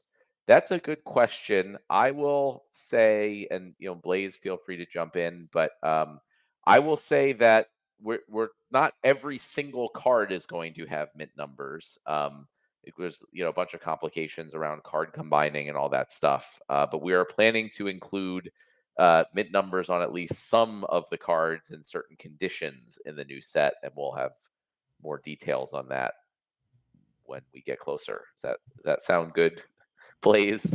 And I think that's enough. I think you said too much. oh, did I? No, Okay. no, yeah, it's going to be fun. Just get ready. It's right around the corner. Once we reveal it, you'll know. Yeah, if you're a collector, you're going to be really, really happy with this set. Cool. All right. I will not say anything more then on that. Question from Fat Jimmy. On a scale of 1 to 10, how stoked are you, A, in general about the project right now, and B, to get back to game design and out of the operating chair? I'm guessing that question is geared toward me based on part B. Um, it's hard to answer because I feel like I would have said I was a 10 on how stoked I am previously, and then I get more stoked about stuff. So either my scale goes to 11 or higher, or I didn't know what 10 actually meant. Um, but yeah, we've come out of years long slog, right? And now there's clearly a big light at the end of the tunnel. It's not just theoretical as it's been, some number of months ago, but it's like it's happening. All this stuff that I was saying on town halls at the end of last year, like here's all this stuff we're gonna do. I was worried, like, are we really gonna do it? Are we gonna get it done? Is it gonna happen? Are there gonna be more problems? Like, I don't know, but it's like I said earlier in the call, it's getting done. It's getting done on the schedule that we planned for. It's getting done better than I expected it was going to get done. The results have been better than I expected. Um, Things are starting to look up, and we haven't started the marketing yet. So, like, I guess as Dave had a good analogy, it's like the hope is turning into actual confidence. Like, it's not, I always had hope, but now it's like, wow, it's happening. Like this really coming together. So hopefully that's a good enough answer for part A. Um, Part B, there's no number to even quantify how happy I am to be moving back to game design and out of dealing with all the other stuff. I mean, obviously it hasn't happened fully. It's going to take a little while for Dave to really take over all this stuff, but he's the type that's just jumping in and just everything that comes up. He's like, let me take this. I'll take this. I'll figure it out. Talk to everyone, figure out what's going on, which is really what we need. Um, yeah, because I was just losing it if I had to just, I don't know, deal with another tax thing or legal issue or whatever it was. I'm just like, I didn't sign up for this. This is all the stuff we just talked about, how I just wanted to make a game and not like run a company and do all this stuff. Like, it's been going out the window, and I'm, very frustrated about it. So super excited to have Dave. It was kind of like the perfect situation. We won't have it's difficult and very expensive to go out and hire someone to just come in and do that, and then we got to like teach them all about the business and like what we're doing here, and just having someone like Dave step up, um, really couldn't have asked for a better way to handle that, um, for me personally and for the company and for the community. Uh, all right, let's see here. Oh, I see Joey posted a bunch of arenas, which is super cool. So maybe we will see those coming to a Splinterlands arena near you in the not too distant future. Another question from Garut: will Cryptomancer be working with land after 1.75? Yeah, Cryptomancer has been hired by the DAO, by you guys, to work on land. So indefinitely, until you guys say you don't want him to work on land anymore. He's going to be working on it. And, I wouldn't have it any other way. He spent a ton of time just taking it over, and figuring out how it works. So, having him go off of it and then having someone else come on would just waste a bunch of time again. It's been one of the biggest issues with land historically, and why it's taken so long is because we kept having new people come in and having to relearn everything that the previous people did. So Cryptomancer put in that time, he put in that work. He's pretty familiar with everything. He got a big release out very successfully earlier this week. And now I wanna let him go and run and see how much he can do and how quickly he can do it. Uh, Anyone else, feel free to jump in if you have any comments on any of this stuff. Let's see. Intrepid Surfer is asking, now that Splinterlands is delivering loads of exciting content and updates, can we expect more frequent town hall style events on YouTube? Um, I yeah, go ahead. I was going to answer that. I think that it's best for us to have once a month where we have this type of meeting with Matt involved. But I also think that we should have many more communicative opportunities where, for instance, we have a town hall with marketing, or a town hall with creative, or even a town hall with, the tech department with Harry, talking about what they're doing. So I don't think it's going to be like every week that we should have something, but there should be much more frequent, like sub town halls, where we can get the word out and make sure that, we're getting you guys, like you can see what we see. And so I plan on doing that. I don't think I mean, Matt, you're welcome to always, come on, but, you know, I think it's one of those things where I think it's good for Blaze, for instance, to go on and talk about what's happening on marketing, or to have Nate come on with his team and talk about what's happening, with all the cool stuff they're working on, just so that people understand what's coming, or at least what's in the background. And one more thing I'll say, just to give you a chance to get a break, Matt, is somebody asked, like, are there other things you guys are working on that, was secret? And I will say, in the first 3 weeks, like, I've been blown away at all the different things that are so-called on the drawing board, like things I would have never known, like abilities, that, are way more advanced than what I ever dreamed. Different ways of playing the game, different modes. I mean, these guys truly love this game, and there's a lot of stuff that we can do. Obviously, we can only do it when we can do it, right? So, our success is going to be a snowball going down the hill as far as I can see, because there's a lot of stuff already on the drawing board that's it pumps me up. I'll put it that way. So Yeah, I am. I would never say no to anyone else on the team who wants to go talk to the community in any way. I'm, happy to have that be in some type of organized fashion, and feel free to lead that, Dave, or do whatever you think is good. For me personally, I think these things are a lot. I mean, you guys, it's not. I don't just like pop on and just blather for 2 hours. I do preparation. I have a whole outline here of stuff I want to talk about, of stuff I'm not supposed to talk about. I spent some time talking to the different people on the call about what we should and should not talk about and what we're going to do. And it kind of takes like sort of a whole day out, really. And then after this, at this point, I'm going to need to go to sleep probably. But the morning ones, I need to chill for a little while afterwards. So and that being said, I also feel like once a month is pretty often, to be to do something like this. I mean, I don't know what other similar projects do, but I don't know that they do something like this once a month. But still happy to have anyone else on the team you know talk about things or interact with the community in a similar way other times if they want. um the next question from Quantum Nachos. Yeah, but how relieved are you now that Dave is on the job? Also, you're relaxing more. Yeah, I mean, I guess I just talked about that in the similar question above. Could not be happier with how this has worked out so far. Really did not think that it would happen, to be honest. Uh, and I think I will be able to start relaxing more after the whole next 2 months are past us. Um, but until then, we're all engines go, I think is the saying, um, for all this stuff.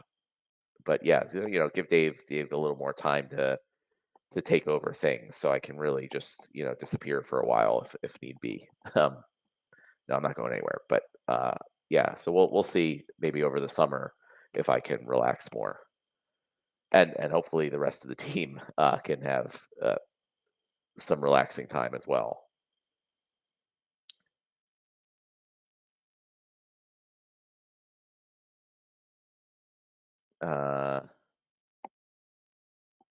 This one isn't a question. It's not prefaced with question, but from Druid's Blood, is it true to say, Yabat Matt, that you want the land DEC to move over to CA? I'm not sure if I understand that one. I think his point is, are you expecting people to pull their deck off land to buy Conclave Arcana? Oh, I don't know. I'm not. I'm gonna need more deck on land probably because, like I mentioned, we're just gonna be starting to actually add the first utility on land. Now you need more land plots and probably more DEC to get all the resources you're gonna need for that stuff. So, yeah, certainly some people may choose to do that, and that's fine.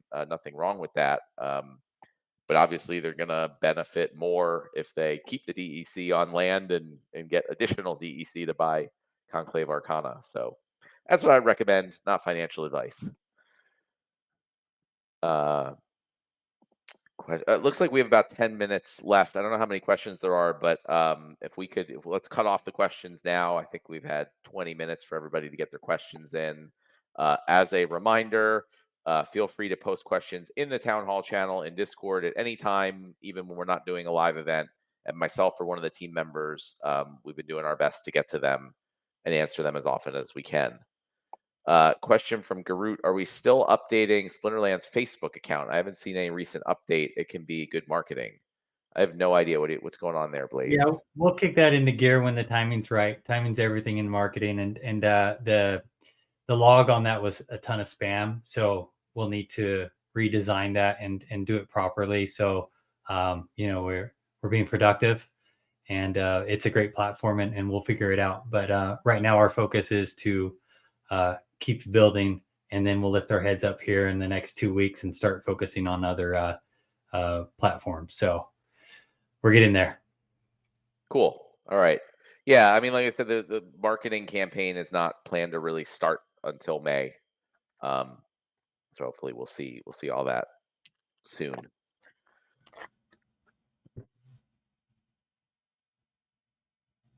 Peekaboo Dragon asks, so people who play Splinterlands and not using Discord can't play this game. I'm guessing that is in relation to the land update. I obviously you can play the game regardless, but if you're participating in some of the early releases of things in the game, it's going to be helpful to keep up to date with our blog posts and our announcements. I think that's just true of pretty much most games. Yeah, we're posting in Discord and X and PeakD right now. That's and we posted it multiple times. So sorry if anybody missed it. Question from Bajangles: what are y'all seeing as the greatest levers to be pulled in terms of attracting new players over the next 3, 6, 9 months? Yeah, Blaze, well, what are you looking at? Yeah, just we're doing it right now, right? We're working on the priority list and getting the things we need done to make it a great experience for our users. So that's, I've been a little quiet because I've been in the trenches, and we're going to lift our heads up, and then we're planning our strategic attack in regards to going on podcasts and spaces and running ads and testing and doing all the things that marketing needs to do. But I think once you guys see Conclave Arcana, the rumble that's going to create alone is going to be huge because we've implemented the things we need to be the best game on the block. So good things are happening. We're building, and again, having the foundation set.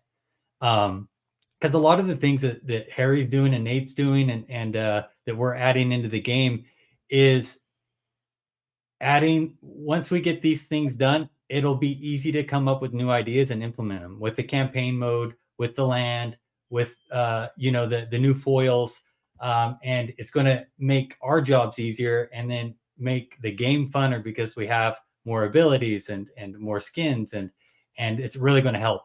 So getting the game right is the number one priority. And then again, in regards to channels to capture crypto gamers, collectors, Web2 gamers, TCG collectors, we're putting the plan in place and we're going to execute. So, yeah, I would like to, chime in on that as well. Like whether we have a Web3, whether we have gamers, we used to have the Game Boys, argument versus the crypto bros, right? And then there's collectors, and then there's game builders, and there's investors, and we have a very deep system, and there's a lot of ways that people can play. So the most important thing is to make sure that it's fun, right? Like if it's not fun, I don't care what category you're in. If it's not fun, you're not going to stick around. So the most important metric, in my opinion, right now is making sure that all these things that we're doing, like all Cast Legion going out of modern, the tutorial, the all the different things that we've done should increase our retention rate, so that instead of people coming in and then immediately leaving because it wasn't fun, right? The goal is to move that retention rate up by 10x easily. So that's going to be something that's a big deal. And like I said, it's my number one focus. We're gonna do that. Like whatever we do, whatever we create, we're not going to be happy unless we have 20, 30, 40% retention rates, not single digits. Single digits, just you have to, and a lot of that's going to happen already before I even got here. But the point is that's got to be measured and focused on. So the next 3, 6, 9 months, could be huge, because we're going to focus on whatever we need to do to remove the friction for those new people. Yeah, and yeah, there's two sides of it, right? There's one is attracting new people, getting new people to hear about Splinterlands and try it out, and then get them to, when they do come here, stay and enjoy it and become avid players. And in both of those things, um, where we've neither of those things have we ever really focused on, and so we're focusing on them. That's what Blaze is, the lead of focusing on, especially the first part of attracting new people. Dave and pretty much the entire team is working with Blaze on focusing on the retention aspect. I don't know what the greatest levers are going to be. I don't think anyone knows. But that part of it is we have people committed to finding out, right? So we're going to try pretty much everything we can realistically try, and then see which are the greatest levers, whether it's paid ads, whether it's influencers, whether it's partnerships. I don't know. We're going to try every lever and see which works the best. yeah, and we're being strategic about it too. We're not just throwing money away. So we will be testing the waters and leaning into what works. So it's the way to go. Clayboyne is asking, Dave McCoy, can you hard commit to giving hugs to everyone at Splinterfest too? Definitely, 100%, especially Claiborne. There you go. All right, and yeah, I think about Splinterfest regularly. Yeah, boy, do I want nothing more than having Splinterfest 2, and then 3 and 4 and 5 and so on. So fingers crossed here that can happen. New Age is asking, any heads up regarding where to buy CA packs if you have one account focused on land and another on playing? I'm already losing the benefit of having the magistrate title on land account, which does not battle. Yeah, that's a good question. I don't think it should matter at all. All the things involved should all be transferable when it comes to Conclave Arcana and the stuff that we kind of teased and alluded to earlier. So you're right with the titles. That needs to be on the same account that you play and you manage land on. But for all the Conclave Arcana stuff, it shouldn't matter, and you should be able to easily move anything back and forth between accounts if you need to. Let's see. Question from Paul TRX. For Dave and Blaze, is there one specific thing you're going to focus on to attract and retain new players? Also, team possible rules. Blaze, you want to take it first, or you want me to go? Yeah, it was just, I mean, continuation from the last question. So, I mean, building the right game that people love, and that's what we're doing, and it's and seeing the team deliver as well, and not over promise and under deliver. The team is just consistently delivering now, and we're firing on all cylinders. So, yeah, we're going to attack it, and we're going to attack it right. So I'm looking forward to it. We're going to be on multiple platforms. We're going to be running ads. We're going to be on podcasts. We're going to be on X Spaces, and so on. So it's all of the above. Yeah, I would say I agree with Matt. I don't think we have the answers yet.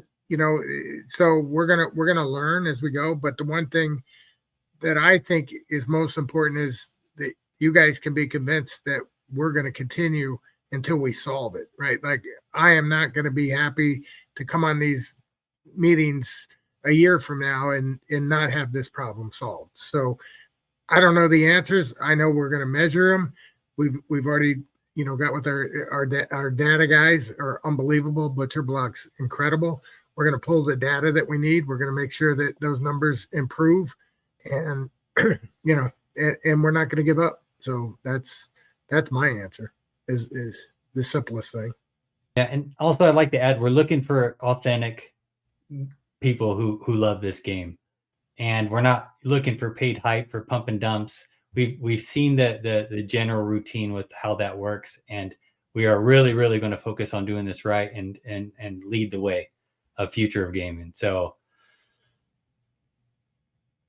Yeah, that part is important. Yeah, we really want to make sure we get the type of people that we like, all you guys. Like, that's the type of people we want to attract. We definitely attracted a different group at different groups at different points in the past that did not work out as well.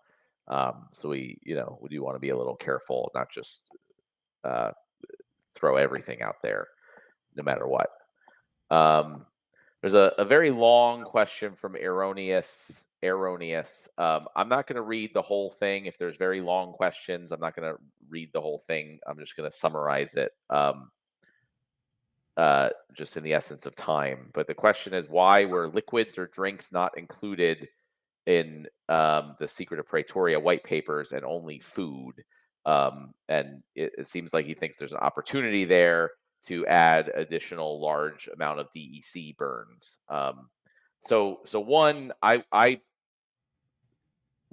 you where do you stop, right? Okay, you add liquids, you add drinks, maybe you need clothing for your workers, and maybe, I mean, we could add and any unlimited amount of things that people need for everyday life.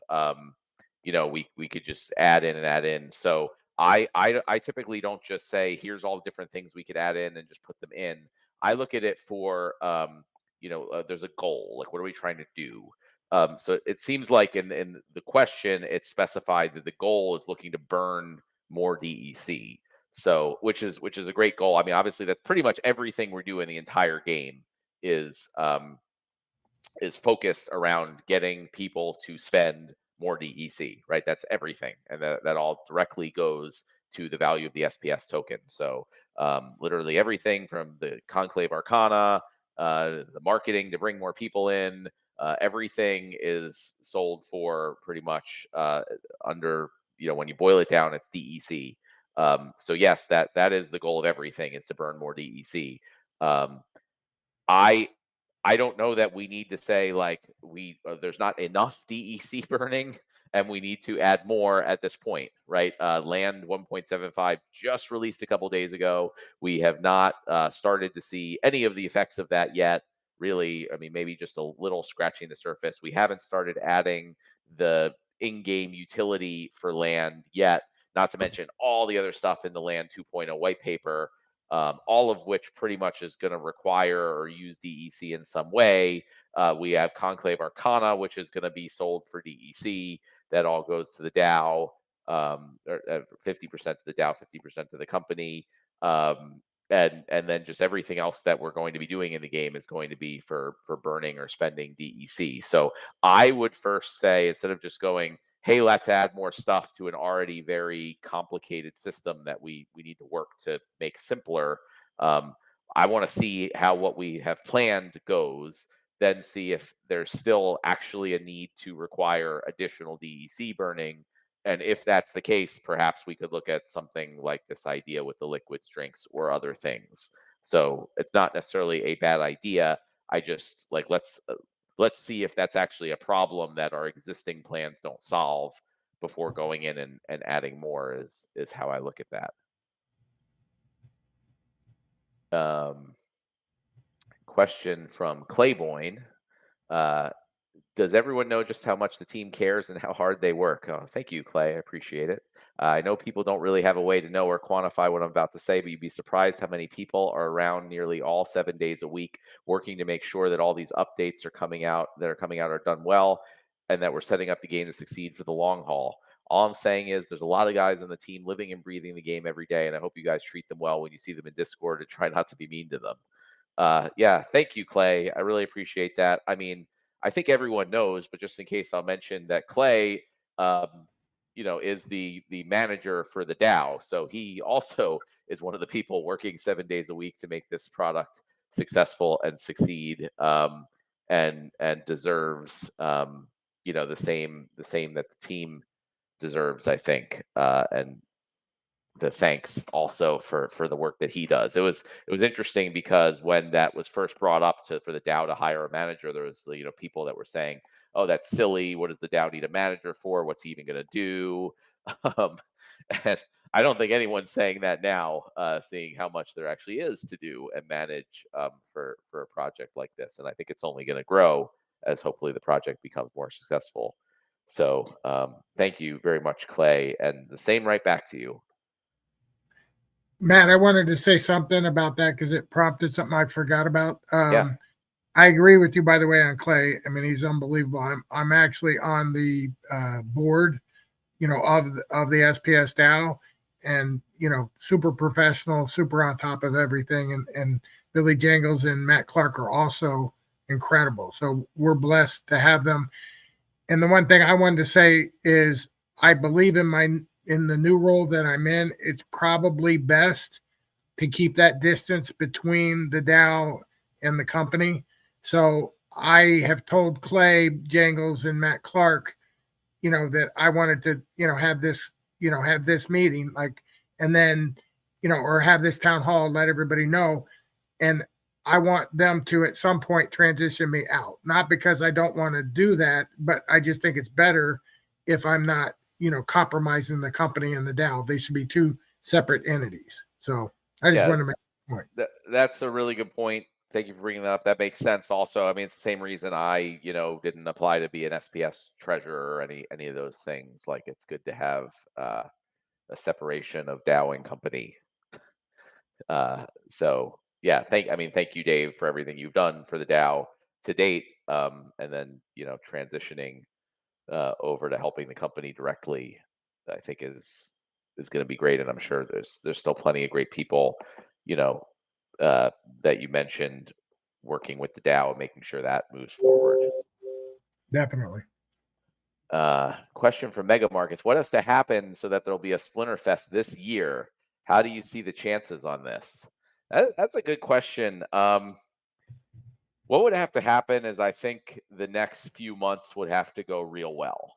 Um, if things go really well with the new set release and the sales, and we really bring in a bunch of new players, and we're seeing, um, ask money coming into the ecosystem, and we're in a position where the company is not, uh, worrying about our existing expenses, but we're looking to be able to grow and expand. I think one of the things I would look to do is do a Splinterfest. Um, Obviously, if the crypto market helps, that would be helpful. Also, in making it happen. I don't know what the odds are. I wouldn't put them super high, but if there's any way we can do it, I would want to do it because it was one of the most awesome experiences of my life. So I want to do it again. Question from After Sound. Yeah, Matt, I'm most excited for you after the move to bring Dave McCoy on. Congrats. I hope you're able to spend your time and energy on the things you truly enjoy and are passionate about within Splinterlands. Speaking of which, how are you planning to approach the change in your role now? What will you be focused on? Yeah, like I said, the change is going to be gradual over time. But I want to focus on designing the game. I mean, that's I think in the past it's been starting to get to the point where the developers and the rest of the people are like they're ahead of me. They're ahead of the design. There's been a number of times where investigators been like, we could start working on this, but I don't have a spec for it yet. And that shouldn't be the case at all. So I want to start working on, talking to the community more, thinking about all this stuff.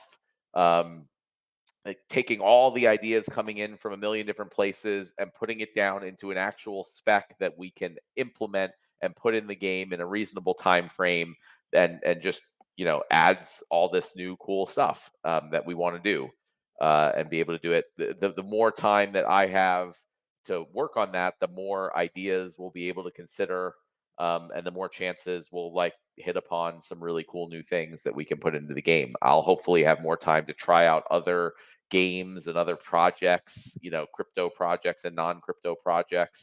That's where a lot of the cool ideas come from. I have had almost no time to do any of that in a while. So that's what I want to do. I want to look at everything going on in this space, all the ideas coming in this ecosystem, and and pick and choose the best of them, uh, and figure out how we can get them done. Question from Marshall Dragon of Doom Eden. Will races and species that can be summoned have some markings or symbols, or should we study up lore? Yeah. I don't know, Nate, do you want to jump in on that one? Yeah. So when it was originally, I don't know, conceptualized, the idea of adding species or anything into the gameplay mechanics, I think that was like Splinterfest is when we first were thinking out loud creatively in a public setting, where you'll notice that the card frames we have now, when we first conceptualized them, had in the corner, where now the element icon is right now, it had some other little circles with little icons in there. We said, oh, maybe that would be where we would designate race or the splinter or whatever. After Splinterfest, we thought about it and we said, you know what, for anyone who's gone to lore.splinterlands.com and looked at the number of races in the game, it's astronomical. There's no way we could use iconography because there's just too many icons we would be needed. No one's going to memorize that many icons, first of all. And second of all, once you have that many icons, some icons start looking like other icons and it starts getting confusing. So we took a step back and we said, all right, so how, now that we're doing it for Conclave, we're introducing this kind of synergy stuff. What do we do? So ultimately, Tyler, our UI designer, was the first one to think of, well, instead of a whole bunch of icons, let's just have one icon that designates race. And then that's where we came up with the linked UI, where we say, okay, if this is racial in nature, then go look at two things: the artwork on the card. A dwarf should look like a dwarf, an elf should look like an elf. Look at the artwork and say, oh, okay, I know what that is. And if you're not sure, then we have a redundancy, which is the trait tag right underneath the character name, which literally says I'm a dwarf or I'm an elf. So based upon the artwork and the trait tag, we're hoping that everyone will easily and intuitively, in a user-friendly fashion, figure out how all these mechanics should work and how to track down the cards and get the ones you want and all the rest of the stuff. So Creative will be putting a lot of focus going forward on making sure more and more and more that it's very clear when you look at the artwork what it is you're looking at. And if you're not sure, look at the tag. Those are the two recommendations I have. Well, and there's also going to be filters, right? So Yeah. you just type in dwarf and you'll see all the dwarves. And then in team selection, I think you showed some ideas for highlighting the cards that get the bonuses and things like Exactly. that. So yeah, there's been a lot of work around making it very easy to identify all that stuff. Let's see here. There's a lot of chatting. Uh, just looking for the question. Let me know if I missed something. Still scrolling. The next question I see is from Quantum Nachos. Says, Nate, would you rather fight 100 goblin-sized dragons or one dragon-sized goblin? No, that is a very excellent question. Given the fact that dragons are breathing fire, now if they're smaller, it's fire or electricity or magic breath coming out of their mouths. Whereas a goblin, I feel like if it's a kaiju sized goblin, size of Godzilla, I might still be able to distract him with a bowl of mac and cheese or something. I mean, I don't know. Like, I might not have to fight him. I might be able to like entice him or distract him Or more you could easily hide than from I him. would a dragon. So, I guess I'd go with the big goblin. I guess. Plus, if I had 100 dragons running around the house, it'd go after all my valuables because dragon like to collect treasure. They're treasure hoard. So then I'd be broke. Whereas I a don't know. goblin, I don't know. Bruce Maybe is a goblin, right? He seems to like the treasure. true, but I don't know. I feel like a goblin could just as easily sit in the backyard and watch TV with me. I don't know. Well, I'll go with the goblin. these are the important questions that I'm Yeah. glad we get asked during these town halls. I think Quantum Nachos should probably have his own show where he could bring us on and ask us these kind of questions. There you go. It'd be entertaining. All right. Well, that is a good way to end it. We have hit the end of the Q&A period. We're about 15 minutes over the time, but that's actually pretty good for the way these things typically go. Thank you so much for all the support and the well wishes and the congratulations. Really, really appreciate it. I think it just goes to show that things are generally on the upward trajectory at this point. I think everyone's feeling that. And I still really like what Dave said about the hope turning into confidence at this point. So I'm not going to take too much more time. I'm just going to say we're going to hop off and then we're going to go keep delivering at this crazy pace, at least through the next couple months. And hopefully this is really just scratching the surface of what's about to come here. So thank you, everyone. Thank you to the team. Thank you to the community. And we will talk to you in April. This is our story, the one where we will not accept defeat. This is our ending, where you and I will not accept defeat. Suffer our enemies, rebel against the ones who took our peace. This is our story, the one where we will not accept defeat. Justice and glory, rebel against destroyers of our peace. And rising up we shout for our battle cry of hope and victory.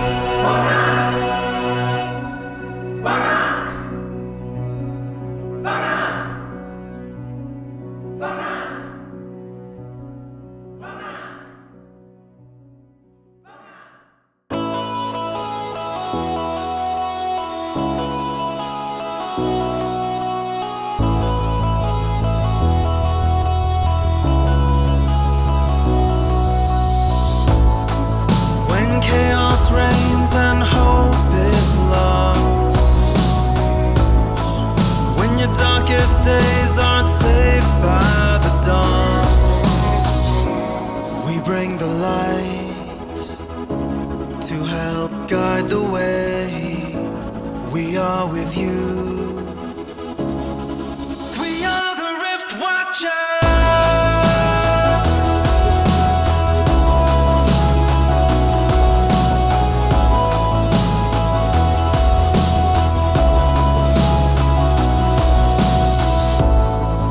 When your enemies have spread far and wide, when you're out of places to